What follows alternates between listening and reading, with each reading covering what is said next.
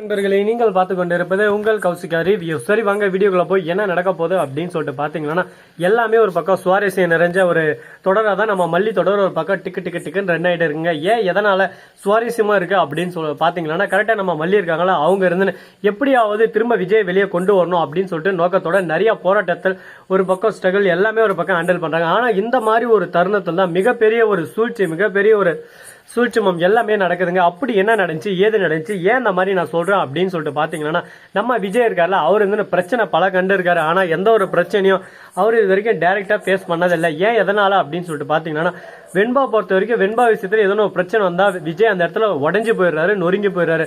அந்த இடத்துல அவரால் எதுவுமே ஃபேஸ் பண்ண முடியல. ஆனா இந்த இடத்துல நம்ம மல்லி கரெக்டா நின்று நான் எல்லாத்தையும் நான் பார்த்துப்பேன், விஜய் விட்டு போனது என்னோட தப்பு, அதுக்கான பதில் எல்லாமே நான் கொடுத்துதான் ஆகணும் விஜய்க்கு, அது எப்படியாவது திரும்ப நான் வெண்பா ஒப்படைப்பேன், வெண்பா விஜய் கூட சந்தோஷமா இருக்கணும், தான் பொண்ணு எப்பவுமே விஜய் கூட இருக்கணும்ன்ற ஒரே காரணத்தால் தான் நான் அவரை விட்டு வெளியே வந்தேன். அப்படிப்பட்ட என்னோட தியாகத்துக்கு எந்த ஒரு பயனும் இல்லை அப்படின்னு சொல்லிட்டு தெரிஞ்ச போது நான் எதுக்கு விஜய் விட்டு வெளியே வரணும், திரும்ப விஜய் கூட சேருவேன், வெண்பாவும் என் மகளை கூட்டிட்டு வருவேன், அதுக்கப்புறம் அந்த ராஜேஸ்வரி ரஞ்சிதேவ் ரெண்டு பேரும் மூஞ்சிலே கரிய பூசுவேன் அப்படின்னு சொல்லிட்டு விஷயத்துல இறங்கியிருக்காங்க. இப்ப என்ன பண்றாங்க அப்படின்னு சொல்லிட்டு பாத்தீங்கன்னா நம்ம அன்னபூர்ணி கிட்ட போயிட்டு நடந்தது எல்லாமே எக்ஸ்பிளைன் பண்றாங்க. என்னதான் நடந்ததை சொன்னாலும் நம்ம அன்னபூர்ணி ஏத்துக்கல. இதோ பார் மல்லி, உன்னால விஜய் வெண்பா இவங்க ரெண்டு பேருமே இல்லாம போயிட்டா, இதுக்கு முழுக்க நீதான் காரணம், எனக்கு தெரிஞ்சு என்னோட வளர்ப்பு தப்பா இருக்கு அப்படின்னு சொல்லிட்டு ஒரே வார்த்தையில முடிச்சிடறாங்க. அந்த வளர்ப்புன்ற வார்த்தையிலேயே முடிச்சிட்டாங்க. இப்ப என்ன பேசுறது ஏது பேசுறதுன்னு சொல்லிட்டு தெரியாம இப்ப எதுவும் நம்ம பேசக்கூடாது, எல்லாமே நம்ம செயல்பாடா செஞ்சு காட்டணும், ஏன்னா தப்பு நம்ம மேல தப்ப வச்சு நம்ம எதுவும் பேசக்கூடாது அப்படின்னு சொல்லிட்டு முடிவு பண்றாங்க.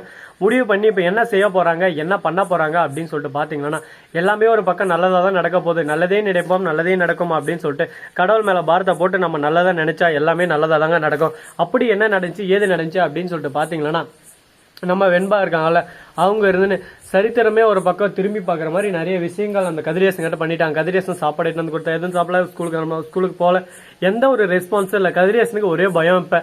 ஆனா அவனை பொறுத்த வரைக்கும் அவன் என் கூட இருந்து என் பேத்தி இறந்தாக்கடா எனக்கு பிரச்சனை இல்லை, ஆனா என் பேத்தி இந்த வீட்டிலே தான் இருக்கணும் அப்படின்னு சொல்லிட்டு ஒரு கேடுகட்ட எண்ணம். இந்த எண்ணமே நம்ம வெண்பாவை கொண்டு மாட்டேங்குது. ஏன்டா இவன் இப்படி இருக்கான், இவனை பொறுத்த வரைக்கும் எதுக்கு வெண்பா ஒரு கொத்தடிமை மாதிரி இருக்கணுமா அப்படின்னு சொல்லிட்டு பாத்தீங்கன்னா அவனை பொறுத்த வரைக்கும் அவன் திருப்பு எல்லாமே ஒரு பக்கம் ரொம்பவே ஒரு பக்கம் இதா இருக்குங்க. ஆனா இவங்க பண்றது ஒவ்வொரு விஷயம் அப்படியே ரொம்ப த்ரில்லியாவும் இருக்கு, ஒரு பக்கம் டென்ஷன் ஏத்துற மாதிரியும் இருக்கு.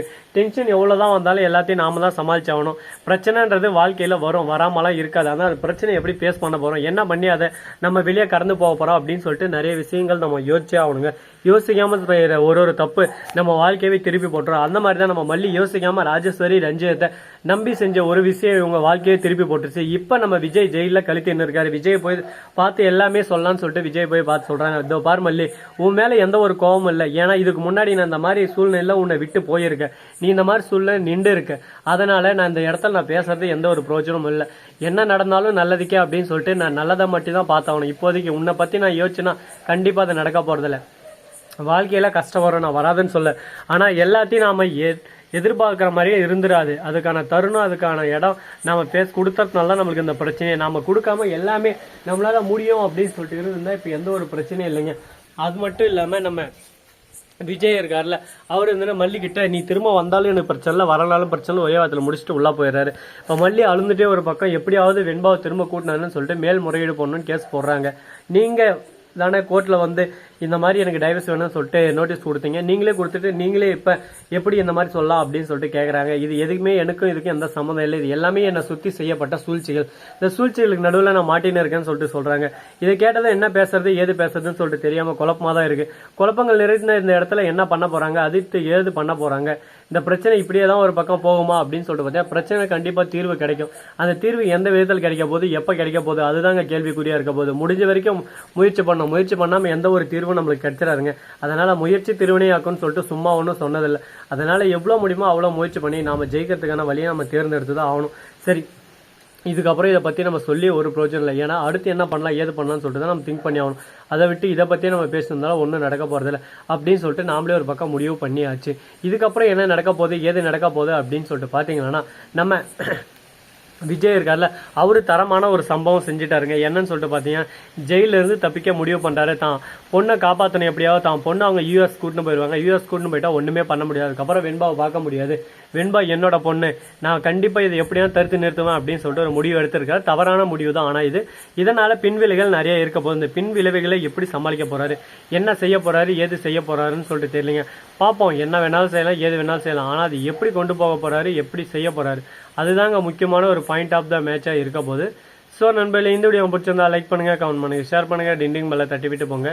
அப்பதான் நாம போற அடுத்தடுத்த வீடியோ உங்களுக்கு உடனுக்குடன் நோட்டிபிகேஷன்ல வந்து கொண்டே இருக்கும். மிக்க நன்றி. தேங்க்ஸ் ஃபார் வாட்சிங். Tata, see you. நன்றி, வணக்கம், வந்தனம், வருக, தருக.